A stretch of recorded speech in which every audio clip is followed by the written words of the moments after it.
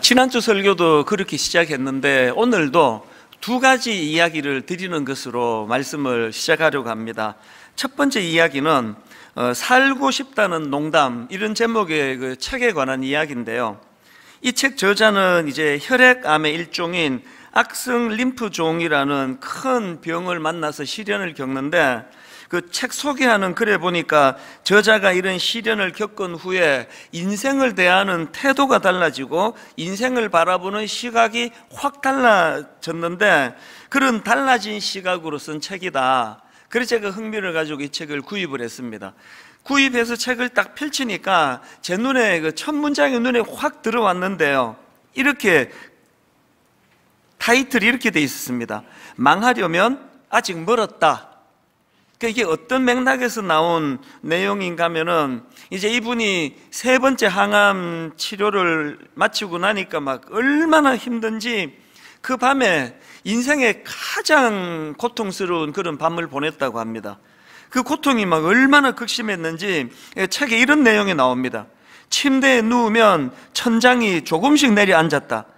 나는 천장이 끝까지 내려와 내가 완전히 사라지는 상상을 했다. 그러면 기뻤다. 얼마나 극심한 고통인지 자기가 이 존재 자체가 이제 그냥 막 소멸돼 없어지는 그런 상상을 하는데, 그런 상상을 하면은 보통은 슬프잖아요. 근데 이게 너무 기뻤다. 이 표현 속에서 그날 밤에 이분이 겪은 고통이 얼마나 극심했는가를 뭐 다 이제 알 수가 있는데요. 그런데 그 어려움을 잘 이겨내고 이제 이 책을 쓰면서 그때 자기가 겪었던 그 최악의 고통의 밤을 떠올리면서 이제 이런 마음을 그 책에다가 피력을 하는데요. 내용을 한번 들어보세요. 가장 힘들었던 그날 밤을 버티지 못했다면 나는 지금 어디에 있을까? 나는 왜 가족에게, 친구들에게 옆에 있어 달라고 말하지 못했나? 말했다면 그 밤이 그렇게까지 깊고 위태로웠을까? 그리고는 그 다음 내용이 너무나 중요합니다. 뭘 이분이 깨달았느냐? 나는 언제나 뭐든지 혼자 힘으로 고아처럼 살아남아 버텼다는 것에 자부심을 느껴왔다. 그러나 나는 동시에 누구에게도 도와달라는 말을 할 수 없는 멍청이가 되고 말았다. 그런 인간은 도무지 아무짝에도 쓸데가 없는 것이다. 그 고통을 통해 뭘 깨달았다는 겁니까? 자기는 늘 나는 내 힘으로 살 수 있다. 내 힘으로 나는 누구 도움 안 받아도 된다. 이거 굉장한 자부심으로 생각했지만 그게 바로 그 멍청이가 하는 짓이라는 거예요. 그러나 나는 동시에 누구에게도 도와달라는 말을 할 수 없는 멍청이가 되고 말았다. 그런 인간은 도무지 아무짝에도 쓸데가 없는 것이다. 이게 제가 오늘 그 말씀 시작하면서 드리고 싶은 첫 번째 이야기고요. 두 번째 이야기는 그 백종원의 골목식당이라는 프로입니다. 제가 이 프로를 즐겨보는 이유는요, 뭐 아주 손님도 없고 적자 보고 망해가던 그런 가게가 이제 전문가가 도와줘가지고 메뉴도 개발하고, 그래서 막 흑자로 막 사람들이 줄을 서서 들어오고 이런 결과가 일어났다. 거기에 제가 감동을 받는 건 아닙니다. 그거는 그저 그 부산물이고요. 제가 그 프로를 보면서 늘 감동을 받는 게 뭐냐 하면은, 완전히 의욕을 상실해버린 식당 주인. 이래도 안 되고 저래도 안 되고, 그래서 이제 뭐 폐업 밖에 이제 할 게 없나? 대부분의 골목식당의 초반부에 보면은 의욕을 상실해. 청소도 안 해요. 막 지저분하게 해놓고 그냥 멍하게 그냥 앉아있는 이런 장면을 여러 번 제가 봤는데요. 그 프로에서 제가 감동을 받는 게 뭐냐 하면, 그렇게 전문가가 와서 또 막 꾸짖기도 하고 메뉴를 바꾸라고 권하기도 하고, 그렇게 해가지고 이제 그 의욕을 상실했던 식당 주인이 의욕을 회복하는 거예요. 청소부터 새로 시작하고 메뉴 개발하려고 막 여기저기 다녀보고 막 의욕을 회복해서 너무나 활기차져가는 그 모습을 볼 때마다 저는 마음에 늘 감동을 받습니다. 이번 여름에도 그 포항에 있는 어떤 식당에서 이제 이 프로가 진행이 됐는데요. 이제 그 식당 주인이 막 얼마나 의욕을 갖고 메뉴를 개발하려고 애를 썼는지 노트를 보여주는데 그 백종원 씨가 울컥하더라고요. 노트가 무려 9건이에요. 거기에 100가지가 넘는 메뉴를 스스로가 노력하고 개발하고 그래가지고 그 중에 하나가 지금 뭐 완전히 히트를 치고 있는 거거든요. 저는 목회자니까 그 프로를 볼 때마다 마음에 가책을 느껴요. 이게 교회가 아닌가? 세상에서 이리 치이고 저리 치이고 이렇게 상하고 저렇게 무너져 낙심해 있던 성도들이, 우리 청년들이 바로 하나님 앞으로 나와서 다시 의욕을 되찾고 활력을 되찾고, 이게 바로 교회가 아닌가, 이런 역할을 지금 제대로 하고 있는가, 그런 자성의 생각을 가지면서 그 프로를 볼 때가 참 많습니다. 더군다나 지금 다음 세대인 이 청년들이 어려워도 이만저만 어려운 게 아니라는 겁니다.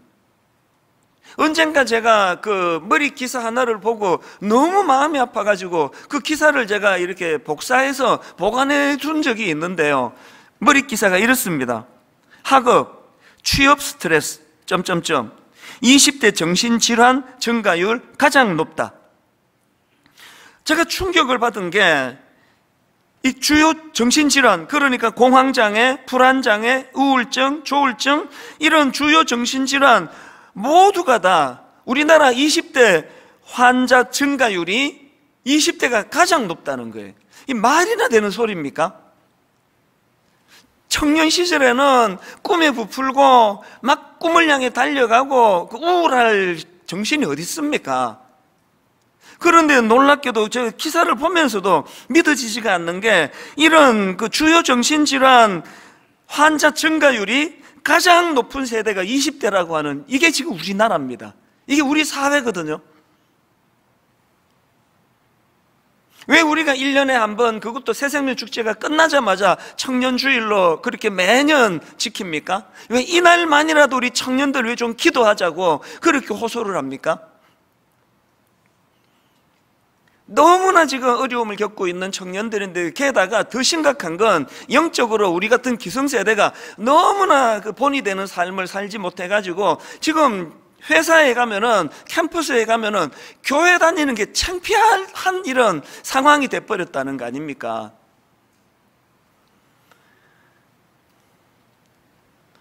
지난주에도 제가 말씀을 드렸지만 저의 20대도 되게 힘든 그런 시간을 보냈다고 말씀을 드리지 않았습니까? 이민 가가지고 그 미국 생활에 적응을 못해서 정말 극심한 고통에 빠져 초반부에 주로 많이 힘들었었는데요. 그때 저를 살려준 게 교회라고 그랬지 않습니까? 저는 지금도요, 그 시카고에 많지도 않아요. 한 300여 명 모이는 그 조그마한 교회에서 그때 만났던 저 등을 두드려 주셨던 집사님, 저 등을 두드려 주셨던 장로님, 그런 어른들 때문에 제가 신앙생활을 유지할 수 있게 되고, 오늘도 제가 사랑굿이라며 사는, 하나님을 만나는 통로가 교회였단 말입니다. 저는 늘 마음에 꿈을 꾸어요. 그분들을 한번 다 모시고 잔치를 열어드리고 싶어요. 너무 감사해서 큰 절을 하고 싶은 마음이에요. 그러나 이게 되겠습니까? 그래서 우리가 빚을 갚자는 겁니다. 우리가 그 은혜를 교회에서 입었다면 우리 어른들이 좀 반듯하게 제대로 신앙생활하고 좀 거룩과 순결을 우리가 좀 모범으로 좀 보여주고, 그리고는 낙심해 있는 저들에게 우리도 다 살아냈다, 니들도 은혜 아래 하나님의 인도 아래 그렇게 살 수 있다, 이런 것들을 좀 보여주는 것이 교회가 되면 얼마나 좋을까. 그래서 저는 오늘 이런 빚진 마음으로 이번 청년주일을 참 긴장하면서 또 떨리는 마음으로 그렇게 몇 주간 말씀을 준비해 왔는데요. 청년 예배로 드려지는 오늘 저는 그 한 인물을 소개하고 싶은데요. 구약에 나오는 청년 에스겔입니다. 청년 에스겔.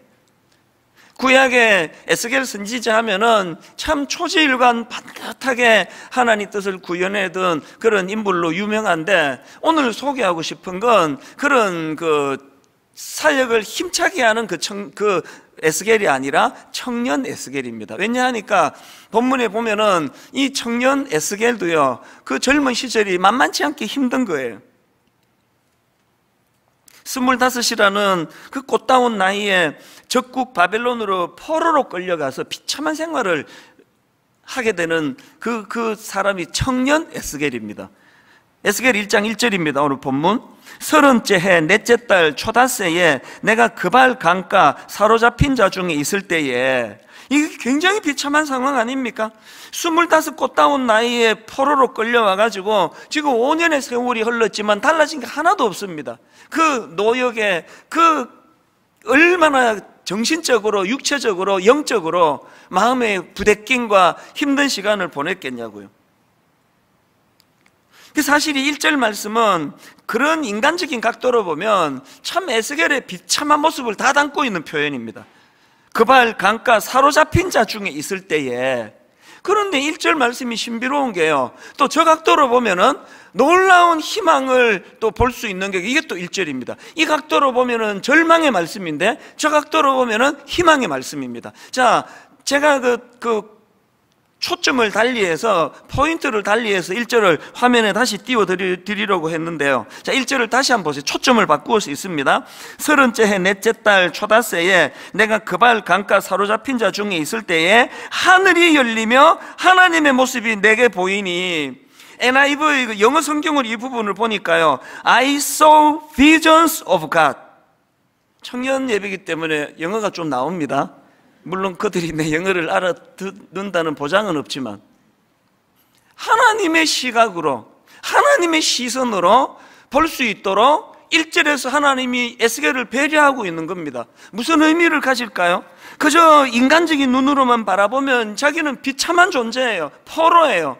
그리고 희망이 보이지 않습니다. 5년의 세월을 끌고 있는데 언제 이 포로 생활로부터 내가 자유할 수 있을지 모르는 상황인데요, 또 저 각도로 보면은 하나님의 시각, 하나님의 관점으로 네 겪고 있는 그 상황을 바라보면 완전히 다른 해석을 할 수 있다. 이걸 담고 있는 게 1절 말씀이거든요. 3절도 마찬가지입니다. 갈대아 땅 그발 강가에서 여호와의 말씀이 부시의 아들 제사장 나 에스겔에게 특별히 임하고 여호와의 권능이 내 위에 있으니라. 여러분, 이 하나님의 시각, 하나님의 관점으로 변화되고 성경을 읽으면요, 그동안 읽던 말씀하고 완전히 다른 말씀이 됩니다. 저 목사 아들 아닙니까? 어릴 때부터 성경 안 읽으면 밥도 먹지 마라, 성경 안 외우면 한 구절 안 외우면 용돈 없다, 그렇게 말씀 그렇게 자랐지만요, 제가 말씀에 눈을 제대로 뜨게 된 건 83년도에 시카고에서 인생의 밑바닥을 헤맬 때, 그야말로 그발 강가에 포로처럼 그렇게 비참하게 지내던 그 과정을 거치고 나서 성경이 제대로 읽히더라는 겁니다. 오늘 여러분, 이 에스겔처럼 앞도 막히고 옆도 막히고 뒤도 막히고 너무 답답하고 너무 막막한 이런 상황에 놓여 있는 분 계세요? 여러분, 다른 각도로 보면은요, 지금이야말로 하나님의 시각, 하나님의 관점, 하나님의 비전으로 여러분의 삶을 조명해 볼 때에 이것이 새로운 영적인 희망이 되는 줄로 믿으시기를 바랍니다. 이런 맥락에서 저는 이제 오늘 이 청년 에스겔을 중심으로 해가지고 우리도 정말 에스겔처럼 이런 특별한 은혜를 누리기 위해서 우리가 해야 될 한 3가지 기도 제목이라 그럴까요? 한 3가지를 좀 나누고 싶은데요, 우리가 반드시 은혜 받기 위해서는, 고난의 이 세월을 허송하지 않기 위해서는 반드시 회복해야 될 3가지가 있는데요, 첫째가 뭐냐? 정체성을 확립하는 겁니다. 하나님의 사람으로서의 정체성 확립하기. 제가 주목하는 포인트가 하나 있는데요, 자, 3절을 다시 한번 보시겠습니까? 갈대아 땅 그발 강가에서 여호와의 말씀이 자기에게 임했는데, 자기를 어떻게 소개하느냐? 부시의 아들 제사장 나 에스겔에게 특별히 임하고, 지금 자기를 부시의 아들 제사장 나 에스겔 이렇게 소개하는데요, 구약에서 제사장은 출생으로 결정이 됩니다. 에스겔은 사독 지파 계열의 제사장으로 태어났습니다. 이것이 그의 정체성이에요. 태어날 때부터 그의 정체성입니다. 지금 비록 25 꽃다운 나이에 남의 나라에 포로로 끌려와 있지만, 그래서 지금 자기 조국 땅에서 제사장으로서의 역할을 하나도 할 수 없지만, 그러나 지금 이 청년 에스겔은 제사장으로서의 자기 정체성을 놓치지 않고 있다는 거예요. 이게 그가 불행해지지 않은 결정적인 비결이에요. 제가 이 설교를 준비하는데요, 전율이 느껴지는 신문 기사 하나를 봤습니다. 기사 제목이 이렇습니다. 얼굴 녹은 소녀의 메이크업 비극에도 활짝 웃었다. 이게 무슨 내용인가 들어가 보니까요, 이게 영국의 그 브래드포드라는 곳에 사는 16살짜리 여학생 이야기예요. 이 학생이 불행하게도 4년 전에 온 얼굴과 몸에 3도 전신 화상을 입습니다. 그리고는 그 이후로 어마어마하게 이제 수술을 거듭하고요, 손가락이 10개 중에서 7개를 잃어버립니다. 그나마 2개는 움직이지를 못하고 움직일 수 있는 게 10손가락 중에 하나예요. 그런데 이 영국 소녀가 왜 지금 세계적으로 화제를 일으키고 있는가 하니까요, 그렇게 화상으로 얼굴을 잃어버린 이 어린 소녀가 화장을, 너무나 아름답게 하는 화장을 자기가 찍어서 공개를 했는데 지금까지 조회수가 1,500만 건이 넘어요. 사진을 제가 좀 화면으로 부탁을 드렸는데요, 화상으로 얼굴을 저렇게 그냥 다쳐버렸습니다. 그 앞에 그 사진을 한번 보여주시겠습니까? 저렇게 예쁘고 아름다웠던 얼굴이 또 그 다음 사진도요, 화상으로 저렇게 그냥 일그러져 버렸는데 이제 화장을 하는 장면이, 저기 동영상이에요. 그 다음 사진 한번 보여주시겠습니까? 동영상으로 화장하는 그냥 여느 보통 사춘기 16살, 우리나라 나이로 하면 17이면 18살쯤 됐겠죠? 만으로 16세니까. 너무나 아름답게 화장을 하는 그 모습을 너무 자연스럽게 공개를 하니까 지금 1,500만 명이 넘는 사람들이 저 영상을 보면서 감동을 받는 거거든요. 그 여학생이 이런 말을 했습니다. 화상이 나를 더 나은 사람으로 만들었다. 내면적으로 나는 완전히 괜찮다. 예전보다 훨씬 더 자신감과 자기사랑, 용기를 갖게 되었다.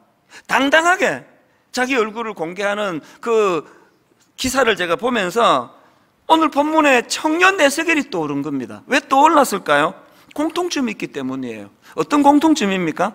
지금 화상으로 얼굴과 외모의 아름다움은 잃어버리는지 모르지만 그럼에도 불구하고 자기 정체성, 나는 한 인간으로서의 존엄함과 나는 한 인간으로서 내 정체성을 난 잃지 않았다. 화상을 입었다고 내 존재가 어떻게 되는 거냐? 당당하게 얼굴을 공개하는 게 이 어린 청소년 여학생이 갖고 있는 자기 정체성이거든요.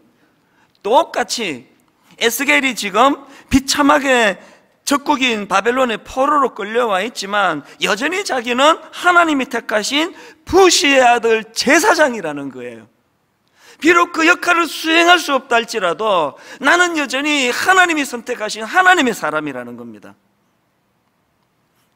적들이 자기 몸을 이 악한 바벨론으로 끌고 갈 수는 있어도 내 정체성은 빼앗을 수 없다는 거예요. 이게 이 소녀를 지키게 만드는 정체성, 이게 이 청년 에스겔을 보호하는 정체성으로 공통점이 있으니까 그 기사를 보는데 청년 에스겔이 떠오르는 거 아닙니까? 오늘 예수 믿는다고 하면서도 우리 다음 세대 청년들에게, 청소년들에게 이걸 제대로 가르치지 않아가지고 걸핏하면 좌절하고, 걸핏하면 낙심하고, 걸핏하면 교회 다니는 게 창피하다 그러고, 그 이상한 짓을 하는 그 인간들이 그게 부끄러운 거지 어떻게 교회가 부끄러울 수 있느냐고요. 목사가 돼가지고 그 이상한 짓을 하는 그 사람이 부끄러운 거지 어떻게 목사직이 부끄러울 수가 있겠냐고요. 여러분, 우리는 크리스천이라는 정체성은 있어서는 안 돼요. 이거 잃으면 다 잃어버립니다. 청년들에게 매 청년 예배 때마다 내가 미안함을 제가 사과를 하고는 하는데요, 오늘 기성세대 크리스천들이 왜 이 모양이 됐습니까? 정체성을 잃어서 그래요. 장로가 됐다. 일 많이 하는 게 장로입니까? 이번에 우리 임직식을 하는 동안에 7새 장로님을 부부로 제가 한 분 한 분 다 만났습니다. 일 많이 하지 마시라. 일 많이 제가 부탁하지 않을 거라고. 장로로서의 정체성을 지켜달라고. 아, 분당교회 장로 자격 있지. 이거를 만들어내는 게 장로가 할 일이지 밤새워 일하는 게 장로가 아니지 않습니까? 목사로서의 이 정체성을 갖고 있으면 그렇게 부끄러운 짓 함부로 못합니다. 이 정체성이에요. 그런가 하면은 두 번째로 우리가 하나님의 은혜를 누리기 위해서 뭘 회복해야 되느냐, 에스겔처럼 하나님과의 그 실제적이고도 인격적인 교제가 필요하다는 거예요. 하나님의 인도하심을 경험해야 돼요. 오늘 보면 1절을 다시 한번 보십시오. 30째 해 넷째 달 초닷새에 내가 그발 강가 사로잡힌 자 중에 있을 때에 하늘이 열리며 하나님의 모습이 내게 보이니, 또 3절에서도 갈대아 땅 그발 강가에서 여호와의 말씀이 부시의 아들 제사장 나 에스겔에게 특별히 임하고 여호와의 권능이 내 위에 있느니라. 원어로 보면 이 여호와의 권능이 여호와의 손이에요. 실질적으로 이게 막연하고 추상적인 게 아닙니다. 그리고 제가 이 3절 말씀에서 굉장히 중요하다 생각, 주목하는 포인트가 하나 있는데, 불행하게도 우리말 성경 개역 한글에서 빼버렸어요. 번역 가운데 빠져버렸습니다. 그게 뭐냐 하니까요, 거기라는 표현입니다. 거기. 영어 성경으로 보면 there. 우리말 성경에서 이 표현을 담아놓은 걸 보고 참 반가웠는데, 자, 3절을 세 번역으로 한번 보십시오. 주님께서 바벨로니아 땅의 그발 강가에서 부시의 아들인 나 에스겔 제사장에게 특별히 말씀하셨으며, 거기에서 지금 그 개역 개정 성경에서 빠뜨린 게 이거예요. 거기에서 주님의 권능이 나를 사로잡았다. 여러분, 여기 나오는 이 거기라는 이 표현이 왜 이렇게 중요한가 하면은요, 그 이학재 교수님이 쓴 책의 신학적인 의미를 지금 강조를 하는 대목이 한번 들어보십시오.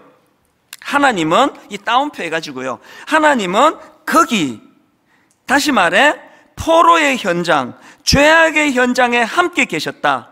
다시 말해 하나님은 고난의 현장 거기에 계시며 영원한 나라에까지 거기 계시는 분이다. 이걸 여호와 샴마라 그럽니다. 영어로 보면은 The Lord is there 이에요. 거기 여호와께서 거기 계시다. 이게 왜 중요한 의미를 가지고 있습니까? 비록 택함받은 이스라엘 백성들이 범죄해서 바벨론에 끌려가 있는, 이방 땅에 비참하게 끌려가 있는 상황이지만 그것이 하나님과의 단절을 말하는 게 아니라는 거예요. 그 비참한 악한 이방 땅에 내던져졌지만 거기에서도 일하시는 하나님, 거기에요. 다윗, 야곱, 이 은혜를 경험한 사람이 야곱 아닙니까? 그 비참한 그 장께 부리다가 광야에 내던져진 그 야곱이 고백했던 거, 여호와께서 과연 여기 계시거늘 니는 그 사기 비슷하게 처먹다가 그 비참한 자리에 간 거 너와 함께 안 해. 이거 아니에요. 이 청년들이요, 이 유혹이 홍수, 폭포수처럼 쏟아지는 이 시대에, 저는 제가 인터넷이 만들어지기 전에, 스마트폰이 만들어지기 전에 제가 젊은 시절을 보냈다는 게 살았다. 어쩔 뻔했습니까? 막 눈만 뜨면은 이 유혹의 음란의 홍수를 살아가다 보니까요, 청년들이 뭐 버틸 재간이 없습니다. 막 예수 잘 믿는 청년들도 막 그냥 깜빡하면은 그냥 실족하고 유혹에 빠지고 그런 시대 아닙니까? 사단이 노리는 건요, 예수 믿는 청년 한 번 실족하게 만드는 게 아니라 그 일을 계기로 봤지?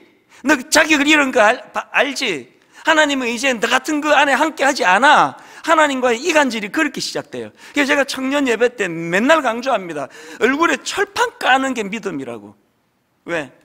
하나님은 거기도 계시니까. 너무 부끄럽고 너무 수치스러운 자리에 빠져있던 거기서도 거기 계시는 하나님께서 손을 붙잡고 다시 원래의 자리로 옮겨주시기 때문에, 여기 우리 기성세대들, 나는 한 번도 그런 유혹에 빠진 적이 없이 나는 딱 제 길로만 걸어갔다. 둘 중에 하나예요. 기억상실증 환자거나 지독한 위선자거나. 전들 그렇지 않습니까? 거기 계시는 하나님이에요. 사실 이게 설교를 하고 예배 다 끝났던데 너무 아쉽다. 왜 그 표현을 내가 안 했지? 그럼 이게 이 물이 엎질러졌으니까 얼마나 막 답답하고 속상하는지 모르는데요, 지난주 월요일이 그랬습니다. 그날도 아침에 제가 이제 한참을 이제 걷다가 무슨 생각이 들었냐니까, 제가 지난주 이 찬양을 불러드렸잖아요. 나는 길 잃은 나그네였네. 죄 중에 헤매이는데 사랑의 왕 내 목자 예수 나를 집으로 인도하네. 이 찬양을 불러드렸잖아요. 여러분 보니까 그거 불렀나?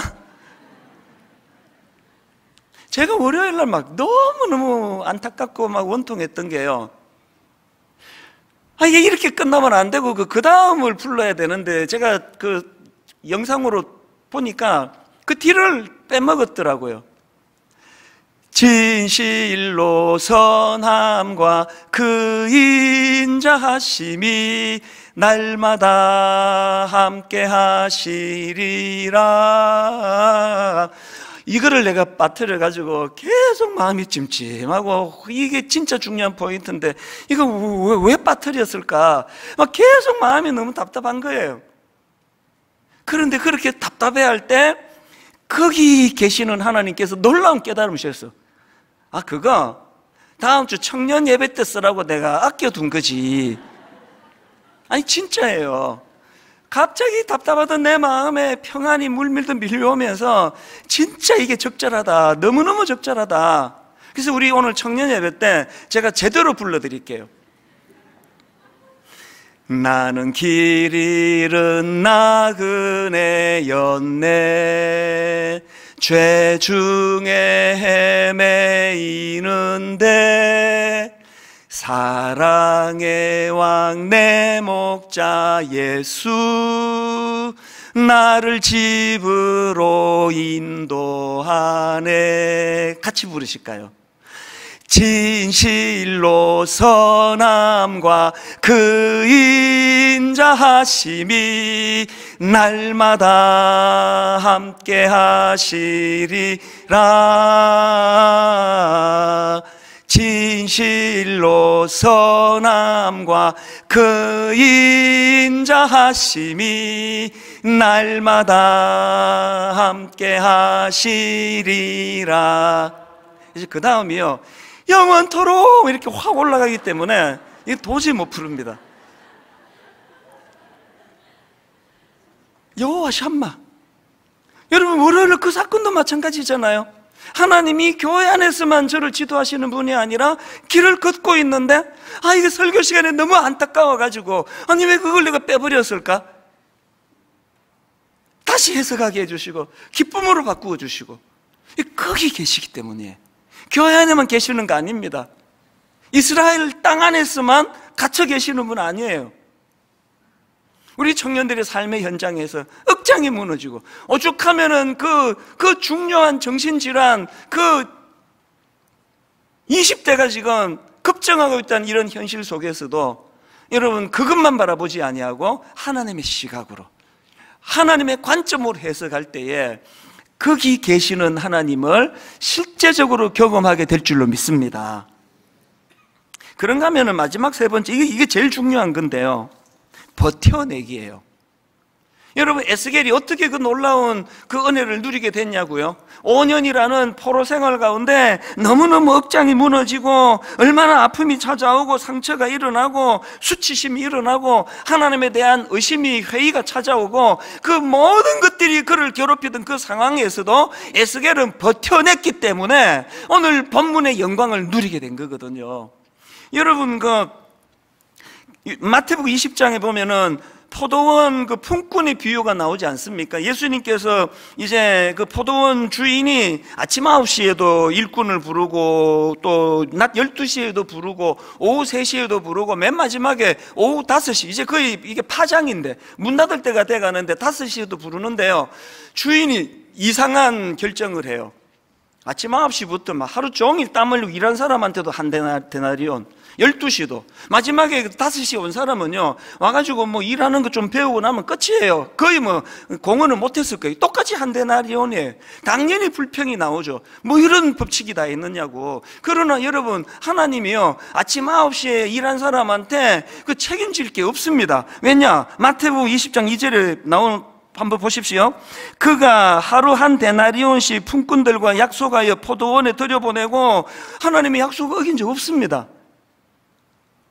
그럼 왜 이 이상한 비유를 예수님이 드실까요? 이게 하나님 나라의 계산법이라는 거예요. 물론 그 은혜, 자격 없는 자에게 주시는 은혜를 설명하는 이 본문에 이걸 바탕에다 두고요, 여러분 중요한 관점 하나를 들어보세요. 하나님 나라의 계산법이 뭐냐? 아침 9시에 자기를 좀 써달라고 갔더니 이 부시라도가 안 쓰네요. 이게 뭐 약해 보여가지고, 그래서 힘도 세고 일 잘할 사람 뽑아가고, 또 12시에도 마찬가지고, 오후 3시에도 마찬가지고, 오후 5시에 그 사람들에 대하여 왜 똑같이 하나님이 그 주인이 똑같은 한 데나리온 임금을 줬느냐? 여러분, 하나님 나라의 계산법은요, 그저 열심히 하고 소출 내고 이것만을 일로 계산하지 않습니다. 하나님은요, 아무도 자기를 써주지 않는 그 절망적인 상황에도 결단코 포기하지 않고 그 자리를 지키고 있는 이것까지를 하나님은 다 쳐주시는 게 하나님 나라 계산이에요. 7년간 시카고에서 20대 초반에 하나님 없는 내 인생은요, 그 7년을 인생에서 빼버리고 싶어요. 너무 기억하기 싫은, 너무너무 수치스러운, 너무 부끄러운 기억이 많아서. 그런데 하나님의 계산법을 가지고 제 인생을 조명할 때요, 아무것도 한 거 없이 허둥지둥했던 것 같은 그 7년의 세월이 내게 가장 소중한 시간이에요. 아무것도 한 거 없는 것 같은 그 기간이지만, 오늘 여러분 인생이 너무 무가치해 보이고 존재가 너무 초라하고 나는 쓰임받을 수 없는 인간인 것처럼 낙심해 있다 할지라도, 여러분 지금까지 그 고난의 시간들을 버텨내고 계시다면 하나님은 그것을 가치 있게 보세요. 그 버텨내는 그 시간의 소중함을 인정하고 계십니다.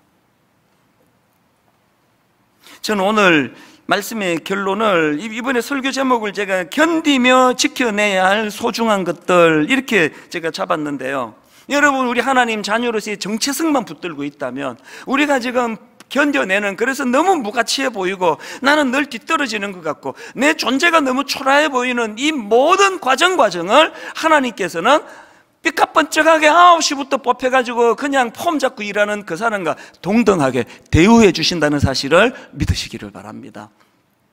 결론을 맺으면서요, 지난 여름에 제가 많이 걸었다 그랬잖아요. 근데 또 이번 여름에 막 유난히 태풍이 많이 왔지 않습니까? 그게 두 번째 태풍이 지나고인지 세 번째 태풍이 지나고서인지 모르겠는데요, 막 그때는 이제 막 안 그러면 막 몸이 근질근질할 때니까 이 태풍이 바로 지나가고 얼마 뒤에 이제 제가 또 이제 아침 일찍 걷기를 시작했는데요, 이 탄천으로 가다가 보면은 되게 이상한 한 군데가 있습니다. 코스모스가 펴 있어요. 내 상식으로는 이 코스모스가 가을의 꽃으로 알고 있는데 8월 초인데도 코스모스가 펴 있어요. 그랬는데 이제 그 태풍을 만나고 바로 이제 몇 시간 뒤에 그 길을 가니까 불행하게도 다 꺾여버렸네요. 그 가늘가늘한 코스모스가 그 무서운 태풍을 뭐 버틸 재간이 있습니까? 그래서 이게 목이 이렇게 다 꺾여 있더라고요. 아예 뭐 뽑힌 코스모스도 있고. 제가 가다가 그걸 한참 봤어요. 너무 마음이 안쓰러워가지고, 이거 뭐 어떻게 뭐 이렇게 그 장대로 다시 뭐 묶어주고 세워주면 이 꽃이 살려나? 이런 생각도 하고, 그렇게 하고 이제 하루가 이틀인가 지나서 가보니까 누가 뽑았는지 스스로 꺾였는지 없어져 버렸어요. 그 빈자리가 참 괜히 마음이 좀 그렇더라고요. 그리고 한 며칠 지나가지고 그 길을 가다가 경이로운 장면을 제가 발견했습니다. 조그마한 코스모스가 자라고 있는 거예요. 시간이 많이 지나지도 않았습니다. 아주 나지막한 코스모스들이 거기서 다시 우물뜨고 자라고 있는 그 모습을 보고 제가 발을 못 댔습니다. 그래서 사진을 꺼내가지고 저 핸드폰을 꺼내가지고 그 장면을 찍기도 하고 많은 생각에 잠겼습니다.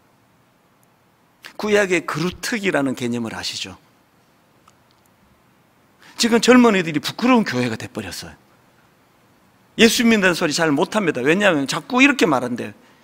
너 아직도 교회 다니니? 너무너무 부끄러운, 그러나 우리 절망하지 않습니다. 왜? 청년들이 있으니까요. 그들이 다시 자라고 있습니다. 다시 그들이 아름답게 지금 가보면은 그 코스모스의 그 키높이와 그 크기로 멋지게 그 자리를 지키고 있거든요. 이게 하나님 나라의 원리인 줄로 믿습니다. 오늘 우리 청년주의를 맞이해서 교회가 부끄럽습니다. 왜 우리나라 목사님들은 이렇습니까? 우리나라 장로님들은 권사님들은 왜 이렇습니까? 그러지 마세요. 여러분이 꺾여버린 코스모스 같은 이 시대의 교회를 여러분이 다시 일으켜주세요. 그래야 여러분의 다음 세대가 여러분이 겪는 고통을 겪지 않습니다. 이번 청년주의를 준비하는 과정에서 우리 기성세대 어른들이 여러 가지로 도왔습니다. 정말 감사하고요. 화면으로 지난주 보여드렸던 이게 우리 청년들 무려 한 2,500, 2,800 우리 청년들한테 이제 배달이 될 텐데 저 안에는 진짜 그 한 끼 음식도 들어있고요. 거기에 또 영적인 음식이라는 마태복음, 쪽복음도 들어있고요. 거기에 편지에 제가 담임 목사로서 제 이름으로 나가지만 그 제가 한 거 아닙니다. 우리 기성세대 성도님들이 십시일반으로 그래가지고 저것들이 이제 우리 청년들한테 배달이 되는데요. 이제 오늘부터 오는 주일까지, 다음 주일은 이번 주가 청년주일, 다음 주일은 행복한 시니어 주일, 우리 65세 이상 어른들을 축복하며 기도하는 주일로 다음 주일을 준비하는데요. 다음 주일 어른들에게도 똑같은 내용은 달라요.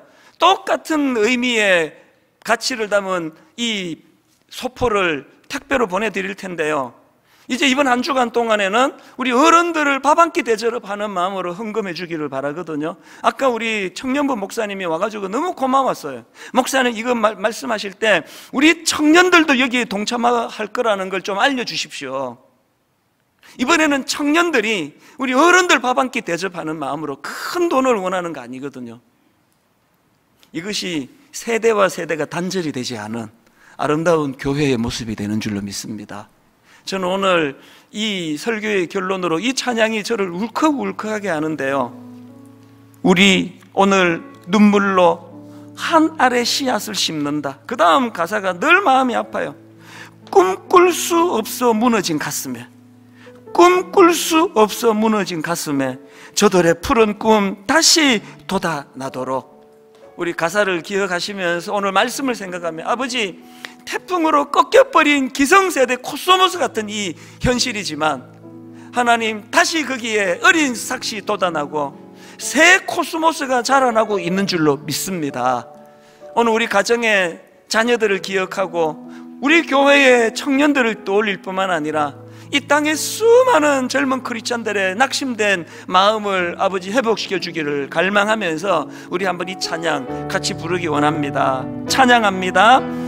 우리 오늘 눈물로, 우리 오늘 눈물로 한 알의 씨앗을 심는다. 꿈꿀 수 없어 무너진 가슴에 저들의 푸른 꿈 다시 돋아나도록 우리 함께 땀 흘려 소망의 길을 만든다. 어떤 소망을 갖고 계십니까? 내일로 가는 길을 찾지 못했던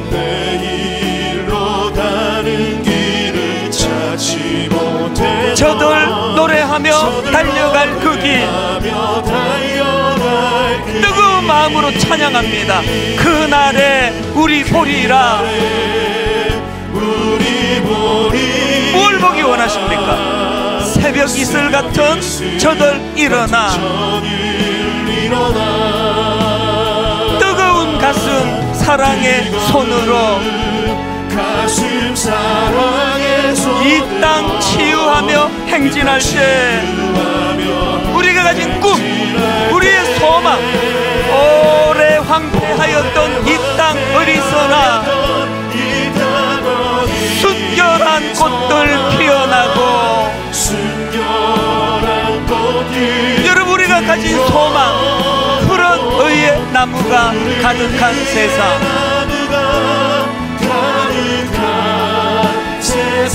우리 함께 보리라. 소망을 가지고 다시 한번 선포합니다. 우리 오늘 눈물로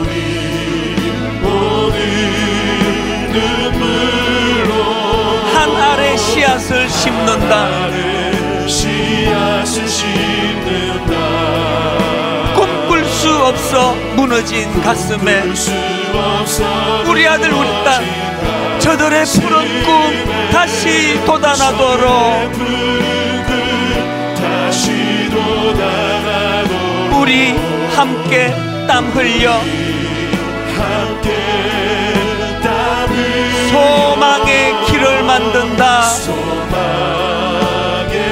우리 청년들이 가진 그 상한 마음, 내일로 가는 길을 찾지 못했던 저들 노래하며 달려갈 그 길 이렇게 선포하십시오. 그날에 우리 보리라. 뭘 보기 원하십니까? 새벽 이슬 같은 저들 일어나 뜨거운 가슴 사랑의 손으로 이 땅 치유하며 행진할 때 우리가 가진 소망, 우리의 꿈, 오래 황폐하였던 이 땅 어디서나 순결한 꽃들 피어나고 푸른 의의 나무가 가득한 세상, 가득한 세상 우리 함께 보리라. 오 주님 채우소서.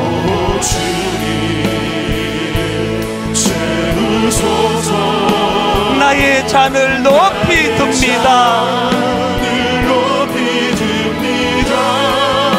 하늘 양식 내게 채워주소서. 넘치도록 채워주소서.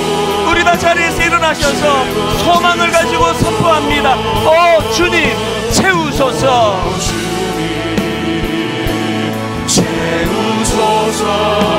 나의 잔을 높이 둡니다. 하늘 양식 내게 채워주소서. 내게 채워주소서. 넘치도록 채워주소서. 우리 소망을 가지고 기도하기 원합니다. 하나님 오늘 우리의 모습을 보면 인간적으로 보면 태풍에 꺾여버린 코스모스 같습니다. 교회를 신뢰하지 않습니다. 교회가 이 시대의 대안이라고 아무도 말하지 않습니다. 하나님 우리들의 부족함을, 우리들의 연약함, 우리들의 변질, 우리들의 타락을 하나님 아버지 꺾여버린, 태풍에 꺾여버린 코스모스 같은 존재로 드러나지만 그런 하나님 남겨진 그루터기 오늘도 아버지 새싹이 일어나고 있고 어린 코스모스가 자라나고 있는 것 우리 청년들을 위하여 축복하며 기도하기 원합니다. 정체성을 잃어버리지 않게 하여 주시고 버텨낼 수 있는 힘을 허락해 주시기 원합니다. 말씀 기억하면서 우리 한 목소리로 통성으로 같이 기도하시겠습니다. 살아계신 하나님 아버지, 살아계신 하나님 은혜의 시간 감사하며 아버지 예배를 드립니다. 하나님 아버지, 청년 에스겔의 좌절을, 청년 에스겔의 그 낙심한 마음을 하나님의 비전으로, 하나님 보시는 환상으로 하나님의 손을 내밀어 그들을 인도해 주심으로 오히려 너무나 낙심되고 너무나 절망적인 그 상황을 하나님을 바라보고 하나님의 관점으로 하나님의 시선으로 해석할 수 있는 새로운 기회로 인도하시는 하나님, 청년들을 축복하기 원합니다. 하나님 청년들을 축복하며 기도합니다. 에스겔 같은 인물이 되게 하여 주시옵소서. 살아계신 하나님 에스겔처럼 자기 정체성을 놓치지 않도록 인도해 주시기를 원합니다. 너무나 실제적이고 너무나 인격적인 그 하나님과 교제하기를 원합니다. 살아계신 하나님, 그 하나님의 품 안에서 어떻게든 버텨 있으며 그 울타리를 함께 선포드릴 수 있는 믿음의 결단과 용기를 우리 청년들 가운데 주님 허락하여 주시옵소서. 간섭하시는 그 하나님, 인도하시는 그 하나님, 거룩하기는 남아있는 것 같이 거룩한 시가 이 땅의 기록통이라고 말씀하여 주셨습니다. 엉뚱한 길로 가면 다시 붙잡아 제자리에 옮겨오신 그 하나님, 그 하나님을 경험하기 원합니다. 하나님 아버지, 거기 계시는 하나님, 비록 범죄함으로 비참하게 그 악한 이방 땅 바벨론의 포로로 끌려가 있지만 거기 계시는 그 하나님께서 낙심한 청년 에스겔을 다시 한번 하나님의 관점으로 말씀을 들려주시고 그 악한 시대를 향하여 너무나 가치 있는 존재로 사용해 주시는 그 하나님께서 오늘 참 너무나 위축되어 있는 한국교회 이 현실 속에서도 일하시는 하나님이므로 힘을 얻기를 원합니다. 태풍에 꺾여버린 코스모스 같이 때로는 위축이 되지만 하나님 오늘도 어딘가에서 자라고 있는, 어딘가에서 준비되고 있는 다음 세대 청년들을 바라보며 기왕의 하나님, 그 청년이 우리 아들이기를, 우리 딸이기를 원합니다. 기왕의 하나님, 그 청년이 우리 교회에서 자라나게 되기를 원합니다. 모든 교회들마다 이 꿈을 가지고, 이 소망을 가지고 단절되지 아니하시는 하나님의 역사를 이어나갈 다음 세대를 축복하며 그들을 위하여 투자하고 청년 시절부터 이 유혹이 폭포수처럼 쏟아지는 현실 속에 때로는 넘어지고 때로는 엉뚱한 곳에서 배회한다 할지라도 거기 계시는 그 하나님께서 그를 이끌어 원래의 자리로 되돌려 놓으시는 줄 믿사오니 젊을 때부터 그 은혜를 경험케 하여 주시고 이번 한 주간 세상살이 하는 가운데서도 거기 계시는 그 하나님의 인도하심을 너무나 세밀하게 받는 그런 한 주간이 되도록 주님 인도하여 주시옵소서.